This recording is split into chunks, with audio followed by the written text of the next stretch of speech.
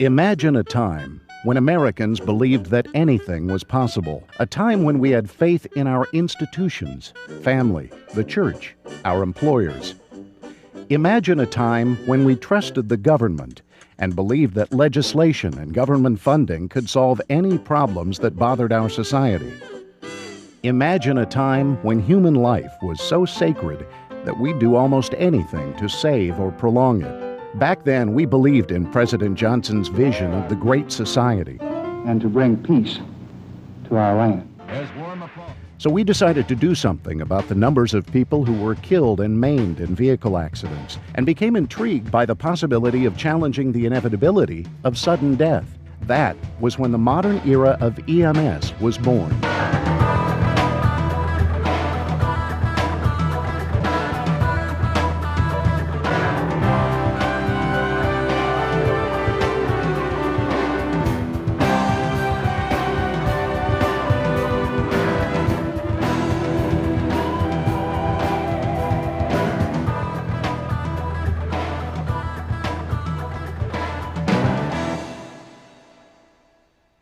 Hi, I'm Jim Page, your host on this trip through the history of modern emergency medical services. We're in Roanoke, Virginia, home to a museum and EMS memorial service that honors all of North America's rescuers and commemorates the vision and leadership of Julian Stanley Wise, founder of the Roanoke Life-Saving and First Aid Crew. Julian Wise formed the nation's first volunteer rescue service in 1928. Earlier, in most American communities, whenever someone became stranded in a rising river or had difficulty breathing or broke a leg or suffered a serious laceration, bystanders would simply wring their hands and send someone to try to find a doctor. In those days, a cardiac arrest was an absolute, irreversible death sentence. It was 3 years after President Kennedy's assassination, but the full impact of that event had not yet been felt. It was 2 years after the Beatles first came to the U.S., 2 years after the emergence of the free speech movement at Berkeley.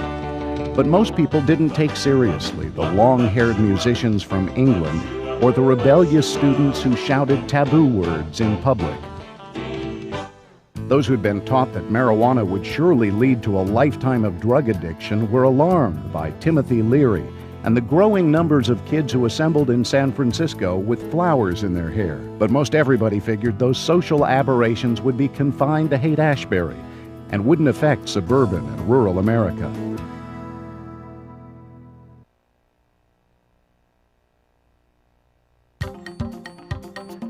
The concept of trained rescue and first aid personnel ready to come to the immediate aid of those whose lives were in jeopardy was very exciting.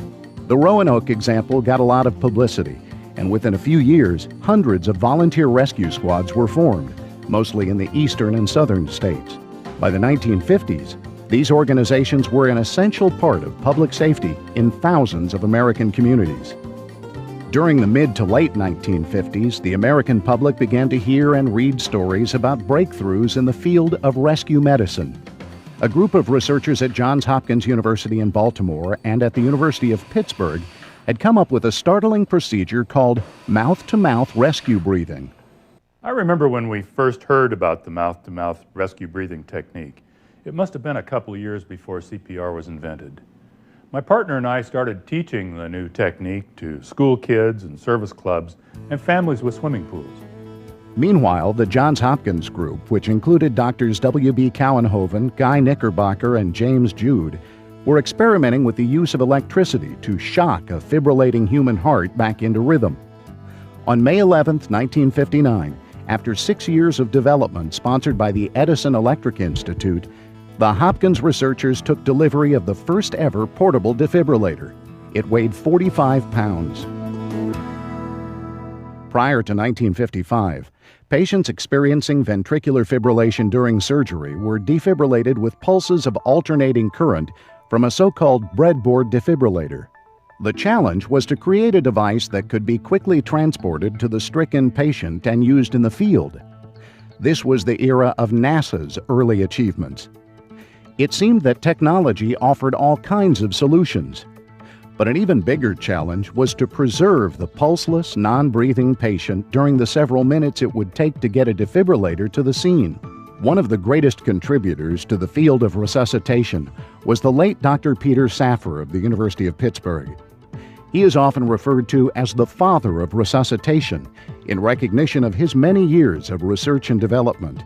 Peter Safar credited the original Johns Hopkins research team, Drs. Cowenhoven, Knickerbocker, and Jude, with creating a holding pattern, so to speak, where they introduced the idea that a combination of ventilations and closed chest compressions could contribute to survival from cardiac arrest.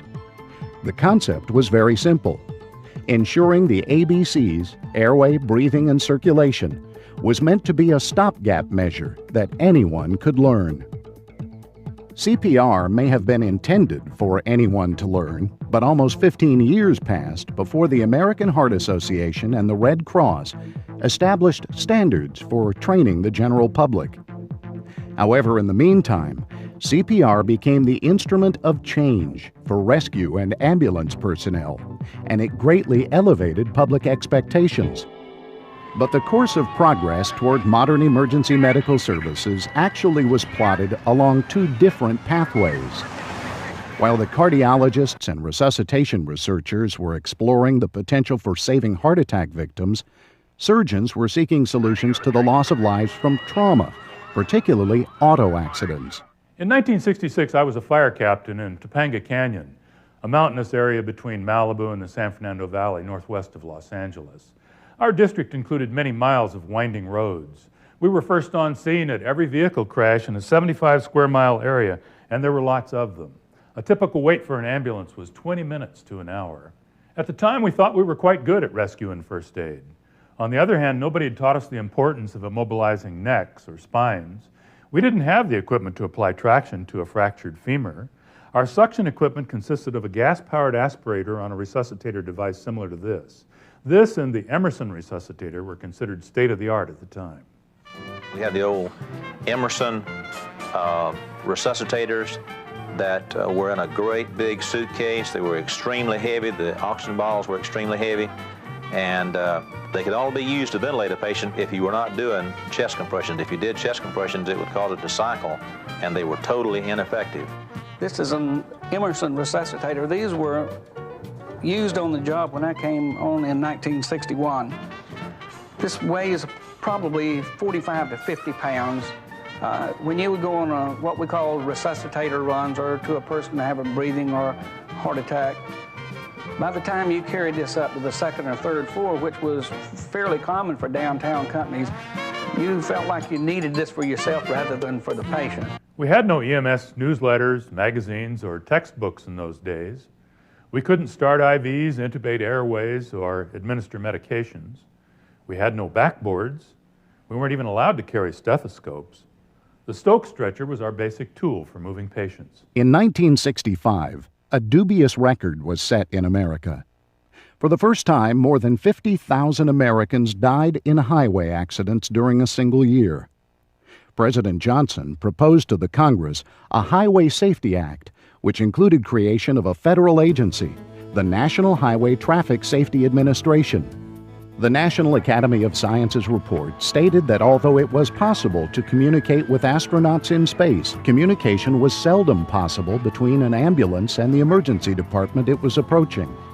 Telephone exchange boundaries usually didn't coincide with city or county boundaries, so you couldn't count on dialing an operator who'd be able to put you in touch with the correct emergency service. The public was forced to try and remember separate 7-digit numbers for emergency services in each of thousands of local jurisdictions. At public safety and ambulance dispatch centers in many locales, some of the people who staffed dispatch centers were disabled firefighters or police officers, regardless of whether they had an interest in or aptitude for the job of a telecommunicator. Pre-arrival instructions were unheard of. Address information usually was recorded on files or cards that had to be accessed manually. Most dispatch information was written by hand on pads of paper and then passed on to another dispatcher for activation of emergency units. The process was slow, and the opportunities for error were numerous. The white paper recognized the problem and stated it would seem feasible to designate a universal, easily remembered number for all dial telephones throughout the nation. The white paper, reflecting medicine's state of mind at the time, recommended that pilot programs be conducted to determine whether it might be beneficial to staff ambulances with physicians. After a close review of its specific recommendations, the so-called EMS white paper doesn't seem to be a visionary document. Does it really deserve credit for ushering us into the modern world of emergency medical services? Yes and no. As much as anything, the report titled Accidental Death and Disability, the Neglected Disease of Modern Society, probably was a catalyst that arrived at an opportune time. Coupled with the federal government's commitment to reduce the number of highway deaths and injuries, and the assumption that virtually any problem could be solved with government money, the white paper was an effective tool for helping to organize statewide trauma care systems in Illinois and Maryland. Dr. Carl Soderstrom is a trauma surgeon who worked with Dr. R. Adams Cowley in the early days of developing the Maryland statewide EMS system and the Shock Trauma Center in Baltimore. 30 years ago, many victims of trauma simply died unnecessarily because we didn't appreciate the importance of time. But evolving research taught us that if bleeding wasn't stopped in time, then irreversible shock set in. Largely due to the clinical and research experience of Dr. Cowley, after whom this institution is named, we learned about the critical factor of time right after injury. That period, which Dr. Cowley liked to refer to as the golden hour, is time during which a patient needs to be extricated, stabilized, and rapidly transported to a trauma center.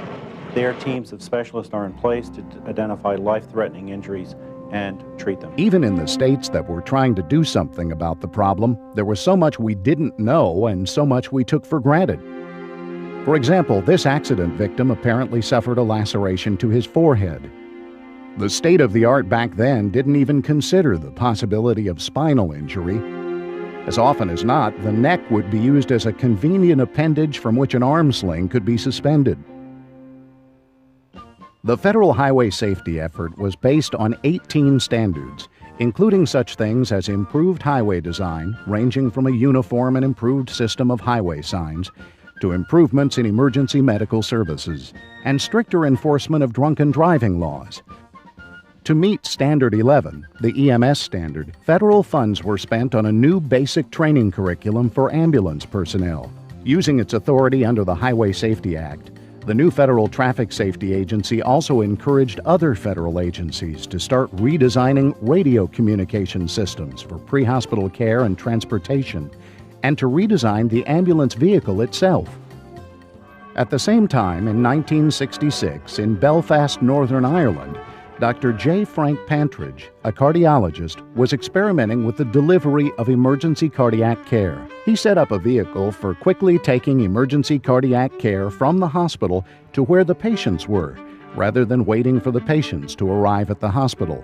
Dr. Pantridge's emergency response team consisted of a nurse and a cardiac technician. They would travel from the Royal Victoria Hospital in a vehicle that carried an EKG monitor, defibrillator, oxygen and ventilation equipment, and cardiac drugs. After about a year, Pantridge reported a significant improvement in the rate of survival from out-of-hospital cardiac emergencies. Dr. Pantridge published the results of his research in Lancet, a British medical journal. His American colleagues were fascinated by his findings and invited him to speak at the annual meeting of the American College of Cardiology. Within a few months, several American cardiologists were developing experimental programs to duplicate or improve upon Pantridge's experience in Belfast. In New York City, an emergency coronary care program was based at St. Vincent's Hospital in Manhattan. Dr. William Grace, who created the program, used medical interns and cardiology residents at first, but paramedics later were trained to staff the mobile unit.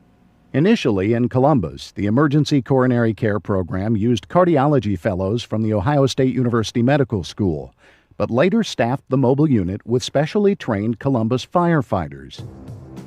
In Miami, Seattle, and Los Angeles, firefighters were selected and trained from the outset. A similar program was evolving in Jacksonville. In San Francisco and Portland, Oregon, private ambulance personnel were chosen for training in emergency coronary care techniques. About the same time, we began to hear the term paramedic. Dr. Eugene Nagel and his partner Jim Hirschman co-founded the paramedic program in Miami. Dr. Nagel practiced at Jackson Memorial Hospital. As did his colleagues in other American cities, he faced the question of how to staff the new mobile coronary care unit. There were no extra people at Jackson Memorial that could be trained and deployed for it, so he turned to another resource, the Miami Fire Department. The reason to use the fire department is they were there, they were strategically distributed throughout the city, they had the radios, the vehicles, the training to work in the street. All we had to do was to add a few life-saving techniques to what they already knew. In order to get the support of his fellow physicians, Dr. Nagel, who was also an electrical engineer, developed the equipment to transmit EKGs from the field to the hospital. And you have to remember that we had no training devices, we had no training manuals, and so we had to convince the fire chief, among others, that it was okay to intubate. And we did that by having the 6 paramedic trainees intubate, first me and then the resident.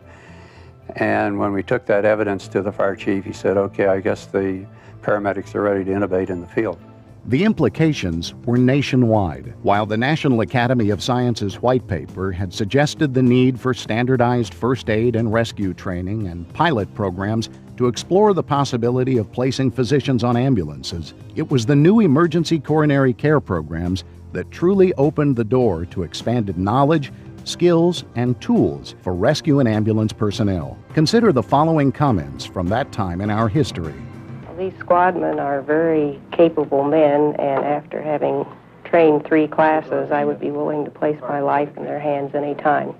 The caliber of the people in rescue in Jacksonville was unbelievably high. And the skills that these young people had developed was awesome to me. And I just think that all the doubts disappeared. Okay, we're about ready to go. Before the Heartmobile came into service, it was really a traumatic experience to have someone die in your arms when you can't help them. John Harold, paramedic. Now we can really do a job. We can treat them at the scene. We're going to run them to the hospital in one big hurry.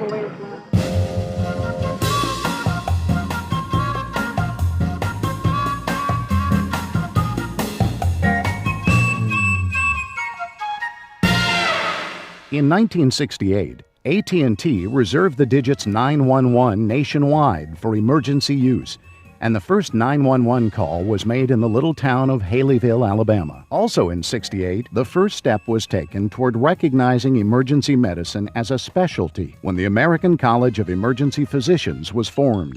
1969 witnessed the fulfillment of one of mankind's most ambitious dreams, as astronaut Neil Armstrong took the first giant step on the moon. It's one small step for man, one giant leap for mankind. In a more earthly achievement, the American Academy of Orthopedic Surgeons created a basic life support training course for ambulance personnel. The American College of Cardiology devoted its 6th Bethesda Conference to the topic of early coronary care, and experimental pre-hospital ALS programs were getting underway in Los Angeles and elsewhere. We'd like you to meet Gary Davis, who may be the longest continuously certified paramedic in the U.S. In August 1969, I was working at Fire Station 36 in the city of Carson. One morning, our captain, Bill Town, gathered us all together and, reading from a memo, said that Harbor General Hospital wanted 6 volunteers to start in a new rescue program where we were going to be sticking needles into people's hearts. It was very difficult for us at first, since all the information being taught to us was new. We were being instructed in things only doctors were allowed to do. Dr. J. Michael Criley put us into a cardiac care unit with 30 nurses. We were all very surprised after the final exam. The 6 firemen scored number 2 through number 7. Of course, we had a lot of extra help from Dr. Criley and our training nurse, Carol Bebo.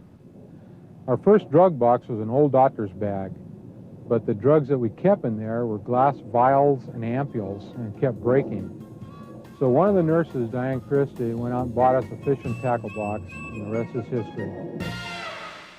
It was still the era of plenty in the U.S., and federal and state governments were seeking solutions to the parallel problems of sudden cardiac death and death and disability due to trauma.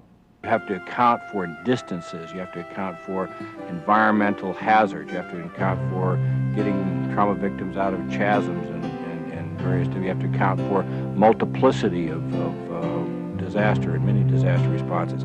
This can only be done effectively, and the public can only support this if in fact it's a medically sound, medically defensible, and rationally driven systems concept. In 1971, as Dr. Boyd and his colleagues were building the Illinois trauma system and training programs were being developed for the new title of emergency medical technician, I was a fire captain assigned to Station 7 near the Sunset Strip in Hollywood. We were unaware of all the important developments that were occurring back east, but we were very aware of an experiment our own department was involved in. A few of our firefighters had been trained to do all the things we'd been prohibited from doing, and then some. For lack of an official title, we followed the example of Miami and called them paramedics.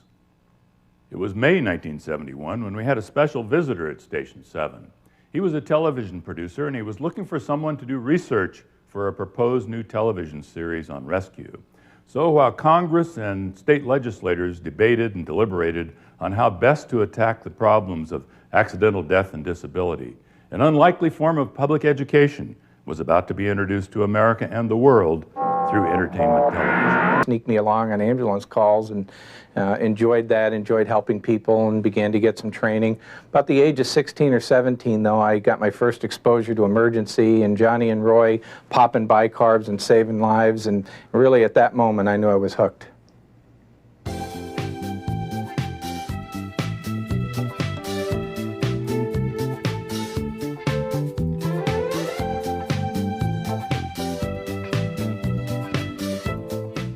It was 1972. Hurricane Agnes ravaged the eastern U.S., and President Nixon visited China while conflict brewed at home over the Watergate burglaries. Encouraged by the successful use of helicopters for medical evacuation in Korea and Vietnam, the U.S. Departments of Transportation and Defense created the MAST program. That stood for Military Assistance to Safety and Traffic. It was a domestic program which used Army medevac helicopters at selected bases for transporting civilian trauma victims and other critical patients where long distances and time were important. The MAST program eventually was eclipsed by hospital-based and other civilian air medical services. At about the same time, following the pioneering use of helicopters by St. Anthony's Hospital in Denver, hospital-based air medical programs were developed in numerous locales. In some areas, public safety helicopters were given the expanded role of medical transportation. Several associations were formed to represent this branch of EMS, including AAMS, the Association of Air Medical Services, the National Flight Nurses Association, and the National Flight Paramedics Association. In the early 1970s, the National Highway Traffic Safety Administration created a new symbol to distinguish and improve the image of EMS. It was called the Star of Life.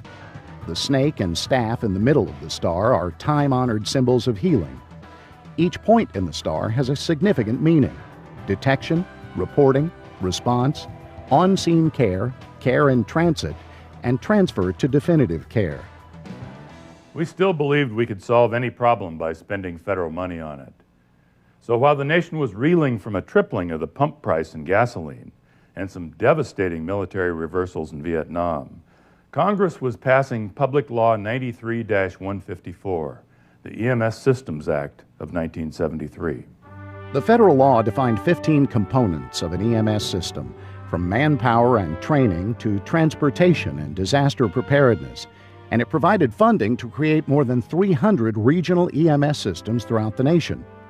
The proposed law and funding program was vetoed by President Nixon in '73, but later was signed by President Ford in 1974.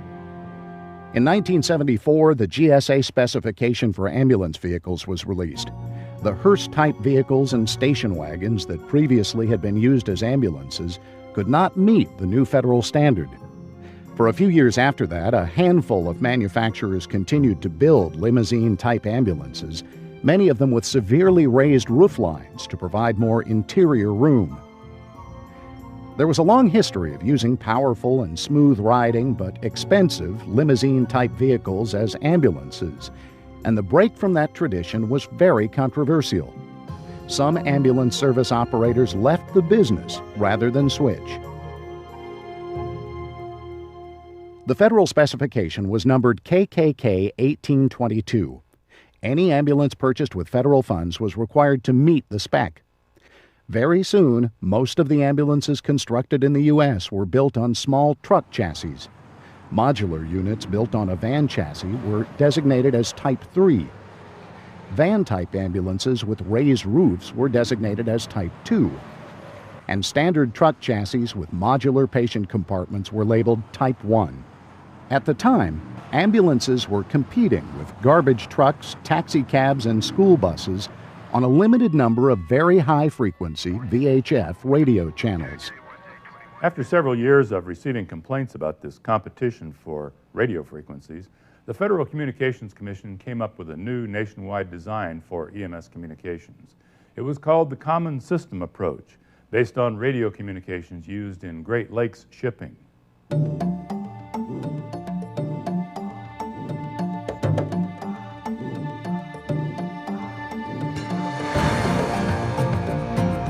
In 1975, a mere 7 years after the American College of Emergency Physicians had formed, the conservative American Medical Association recommended that emergency medicine be recognized as a specialty. That same year, the National Association of Emergency Medical Technicians was formed. 1976 was a year of celebration in the United States. Our nation celebrated its 200th birthday. It was also the year President Carter was elected. By 1977, the roster of important performers in EMS was growing, from paramedics to first responders. Everybody on the team had special training needs. Recognizing the importance of EMS training, the National Council of State EMS Training Coordinators was formed. 12 years after it issued the 1966 White Paper, the federal effort to improve EMS would soon be fighting for its life, as the Carter administration sought to eliminate or trim programs it had inherited.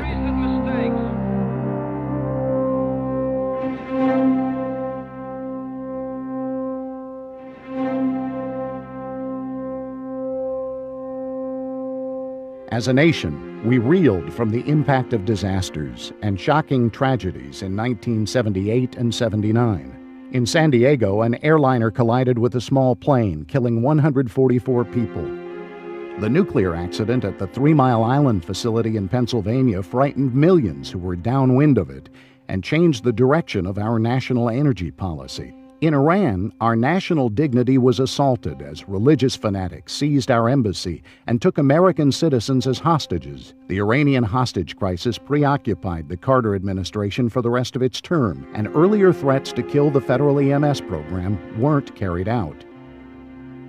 Meanwhile, emergency medicine was officially recognized as the 23rd medical specialty.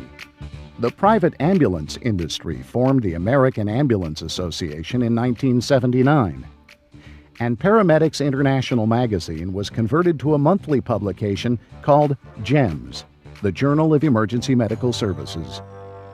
To signal a new editorial direction and to attract attention, the first issue of JEMS featured a cover with pictures of all its competitors' publications.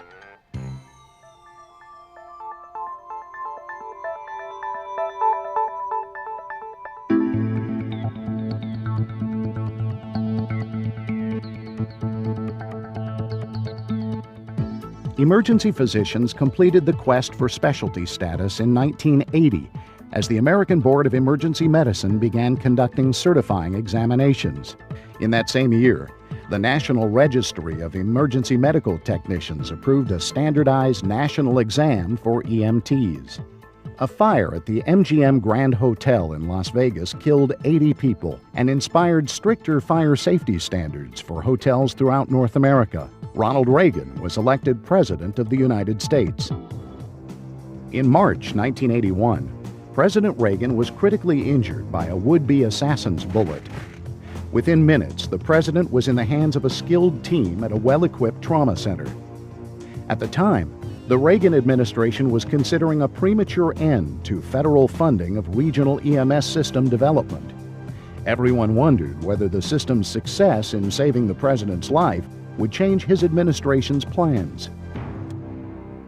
It didn't seem to make a difference. The 1981 federal budget replaced the National EMS Development Program with block grants to be administered by the states as they saw fit. A lot of the regional EMS projects didn't survive the move into block grants. They didn't have an established financial base, nor did they have sufficient community support to operate without direct federal funding. In February 1981, Dr. Jeff Clausen launched a revolution when he introduced the concept of medical priority dispatching and the new profession of emergency medical dispatcher. In July 1981, emergency services in Kansas City, Missouri experienced one of the most difficult disasters ever seen in America. A walkway over the lobby of the Hyatt Hotel suddenly collapsed, sending tons of steel and concrete onto the crowded dance floor below it. 13 days into 1982, our nation's capital was struck by two transportation disasters within 150 minutes.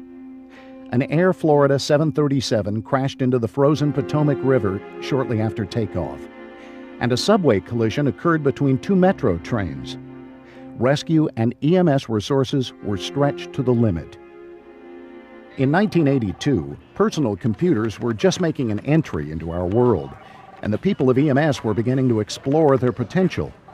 But those who understood how a computer worked, or at least knew how to turn one on, couldn't have imagined the Internet, the World Wide Web, pen-based computing, or digital technology. In 1983, EMS consultant Jack Stout introduced an ambulance deployment strategy called System Status Management. According to veteran paramedics, this concept radically changed the dynamics of working the street.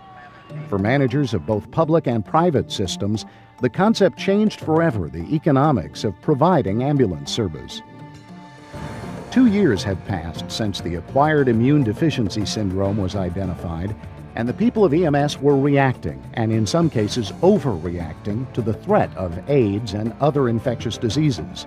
In November 1983, with financial assistance from the Physio Control Company, an esteemed body of cardiologists and emergency physicians issued a policy statement in support of the then controversial use of automatic and semi-automatic defibrillators by basic life support personnel. It's believed that this statement accelerated nationwide acceptance of defibrillation as an element of first response. In 1985, a new organization was born, the National Association of EMS Physicians. Meanwhile, a sizable increase in the number of homeless people throughout America began to add stress to EMS systems, which in many cases had become the only source of medical care for this segment of the population. Nonetheless, progress in EMS continued. It was 1987 when we saw the first versions of electronic tracking of ambulance vehicles. In 1989, we faced the prospect of increased regulation of the tools and devices used in pre-hospital care. At the same time, the use of pneumatic anti-shock garments in cases of penetrating trauma was being challenged. As the newness of modern EMS wore off and public expectations increased, lawsuits became a reality to be dealt with in many systems.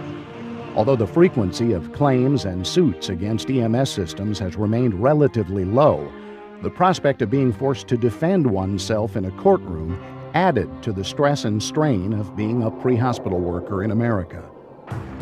As the giddy economics of the 80s were giving way to reality, pre-hospital EMS was dealing with the day-to-day challenges of being the safety net for collapsing urban healthcare and social services. Every day in most urban centers, ambulances and their patients were being turned away from hospitals on diversion. We entered the last decade of the 20th century on a sober note. We had the knowledge and skill to save the lives of many trauma victims who would otherwise die, but we didn't have the money. In 1990, after several years of consideration by the Congress, the Trauma Care Systems Planning and Development Act was enacted. However, barely enough funding was provided to open and staff a federal agency to administer the program.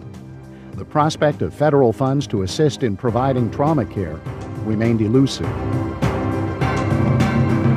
In that same year, an attempt by terrorists to destroy the World Trade Center in New York created one of the biggest challenges ever faced by an EMS system up to that point. A powerful bomb placed in a van, which was driven into an underground parking garage, weakened the support structures, ignited numerous fires, and spread smoke throughout the 102 floors of the building. Despite the resulting chaos, New York City's EMS and public safety agencies responded in textbook fashion.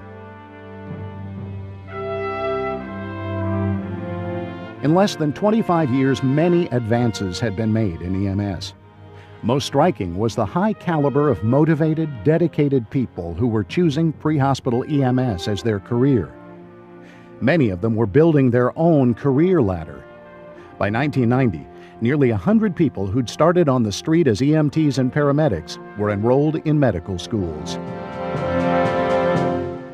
In 1990, a sleeping giant began to stir. After decades of limited interest in EMS, the major fire service organizations jointly resolved to expand fire service influence and involvement. But the politics of major fire service organizations and EMS didn't mean much to those veterans who'd already spent 20 years or more dealing with the real world of rescue and EMS on the streets of America. People like Captain D. Daniels of Jacksonville. 22 years on the job, probably 30,000 runs, both on duty and off duty. Runs where heads have been blown off, children have been brutally murdered, a man got chewed up by a stump grinding machine. But none of those runs stick out and remain ingrained in my mind more than the morning where Donald Denmark and myself on Rescue 28 and Engine 44 with Captain Phil Edens and his crew rolled up on the Bay Meadows incident, the GMAC massacre. We got a call at around 11 o'clock that Life Flight was bringing multiple gunshot wound victims into Baptist. When the patients arrived, we had 3 victims total here. Our understanding is that there were 7 or 8 people dead at the scene, including the gunman who opened fire with a semi-automatic weapon. It's something that even though we've been through stress debriefing, it still brings tears to my eyes, and I can't help it. That's a needless waste. Meanwhile, as America's mean streets got meaner, the risk of violent assaults on caregivers also increased. In some urban centers, EMTs and paramedics went shopping for body armor. In August 1992, another EMS milestone occurred as 4 private ambulance companies merged under the name of American Medical Response and began to sell stock through the New York Stock Exchange. This led to formation of several other companies which sought capital through public sale of stock and large-scale borrowing, and sparked a nationwide consolidation of the private ambulance industry. But 1992 will be remembered by most Americans as the year of the Los Angeles riots. Most watched the event on TV from the safety of their homes, while colleagues in LA continued to serve ill and injured people under impossible and very dangerous circumstances. These were conditions that the authors of the 1966 White Paper on EMS could not have imagined, but the courage and dedication displayed by emergency workers a quarter century later surely would have impressed them. By 1994, with the increased prevalence of airborne and bloodborne pathogens and the potential contraction of deadly diseases and all the other hazards faced by EMS workers, the world was very, very different than that which was the focus of the 1966 White Paper. And we now have the advantage of tools and technology that the authors of the White Paper could not have dreamed of. In the early days of pre-hospital advanced life support, a 3-lead electrocardiogram was considered cutting edge. The leads would be attached to the patient's chest, the ECG would be transmitted to the hospital, and orders might be given to administer medications. But the survival rate for cardiac patients began to change when paramedics were trained to apply the 12-lead ECG, a procedure normally reserved for the hospital. Now, paramedics can not only view the heart from a multitude of angles, but the information gained from a 12-lead ECG allows for a quicker, more accurate diagnosis of a heart attack as it's occurring. As a result, patients increasingly are delivered to a hospital in stable condition with new clot-busting drugs on board, instead of arriving in cardiac arrest. Tim Phelan has been in EMS since 1982 and is renowned for his expertise in ECG interpretation and 12-lead ECG training. Now, once we've gotten to the point where they can do a rate and rhythm ECG in the field, that continued for some time, and people then began to wonder, would it be possible to do a 12-lead ECG in the field? The monitors that were made for standard ECG monitoring had some limitations that had to be worked around. So their intent was there, the technology was still limiting. The value of the 12-lead in the field for the patient, for EMS in the hospital, the number one overriding benefit is simply being able to get coronary arteries open sooner. And what we're able to do now is take steps that have been proven to be able to reduce the time to coronary artery opening, which reduces mortality, which reduces morbidity. In terms of 12-lead going further than it is right now, there still is more to be done in really, really making it the standard of care. The reason we're able to do 12 leads right now is technology has supported us along the way. As the future progresses, there are people out there that are looking for new and better and improved ways of infarct recognition and localization. So we're going to continue ACLS protocols and start transporting your facility. Well, what put pre-hospital 12 leads on the map was the advent of thrombolytic therapy.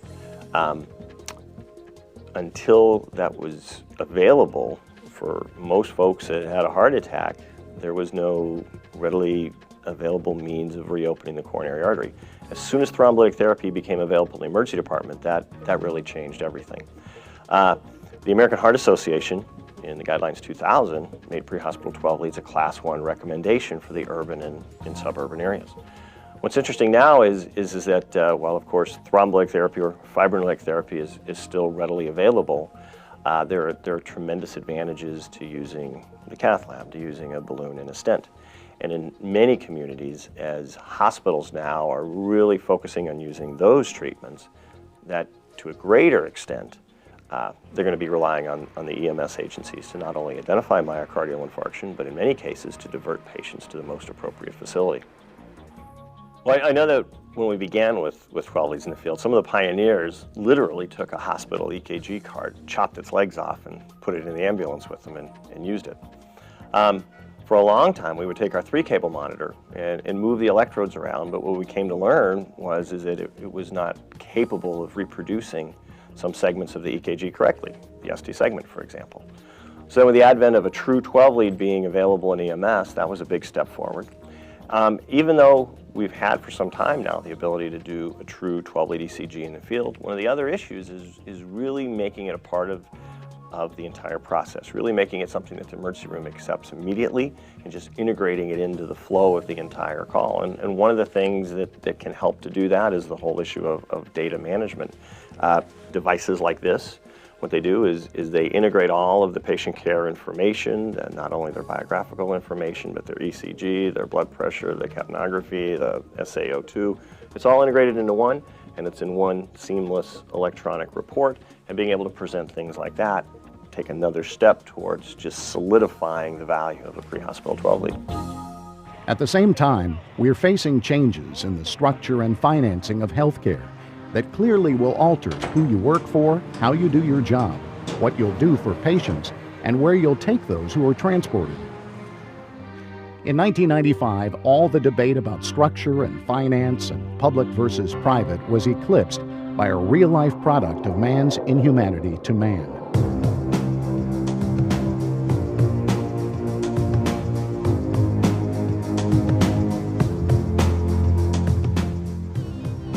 The unthinkable happened, and most of us watched on television as our colleagues in Oklahoma City epitomized all that EMS is supposed to be. At the same time, most of us realized that the event had robbed our nation of its sense of security, innocence, and isolation.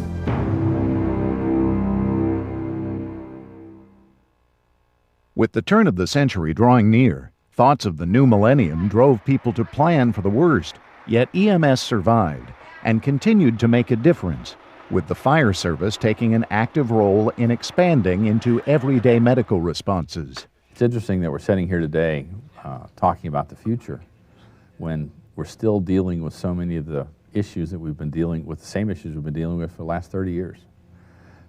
The challenge for The biggest challenge that I see is not scope of practice or the changing practice or equipment or anything else like that.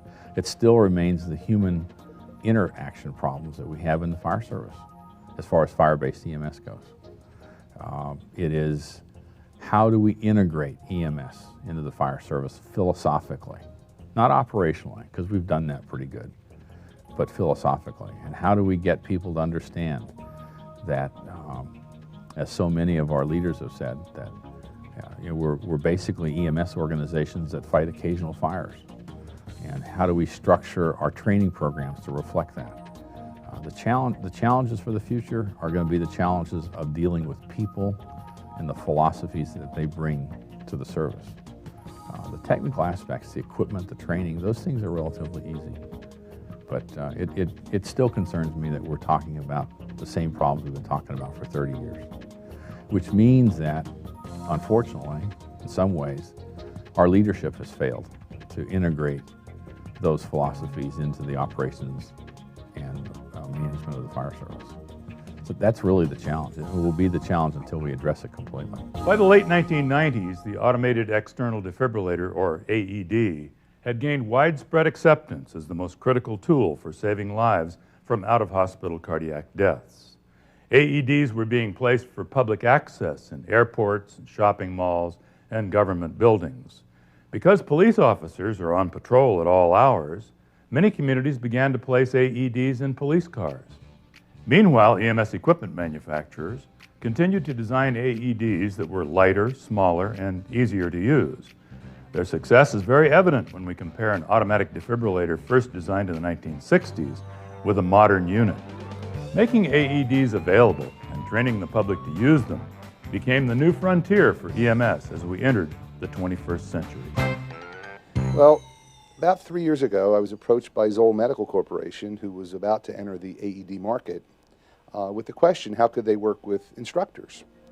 And out of those conversations evolved the idea of creating a foundation to support instructors, first aid, CPR, AED instructors, all of those doing what I like to call initial emergency care. And through that support system, help raise the bar in terms of quality of preparation of the first people there, the people I call the first detectors. The EMS system has made dramatic improvements in the past 30 years, but if the first person there doesn't know when to call, how to call, and what to do till help arrives, the system's useless. And so we began to concentrate on how we could help the key players, the instructors, to make a more effective and more efficient use of their efforts. Coincidentally, the majority of instructors are now EMS personnel. 15, 25 years ago, instructors were the nice guy at the factory named Doc. Well, now the vast majority of instructors are EMTs, paramedics, nurses, and in many cases even emergency physicians who are out there in the trenches working to prepare people. The foundation is a resource to help them do that. Without a doubt, the day of true reckoning for modern EMS, for all emergency services, for America and the world, was September 11, 2001.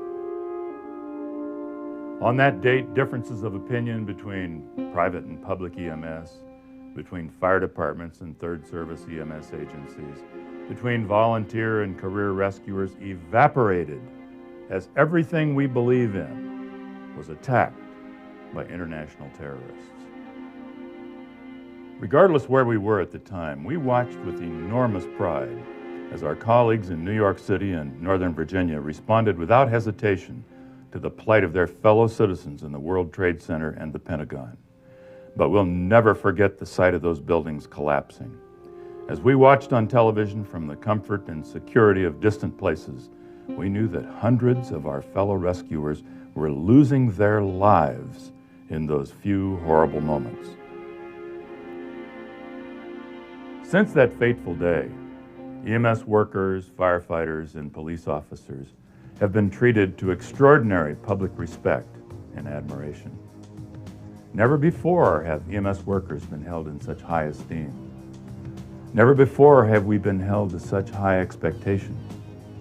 And every time we're reminded of September 11, we're also reminded that the public's respect and admiration were paid for with the courage and blood of our fallen colleagues.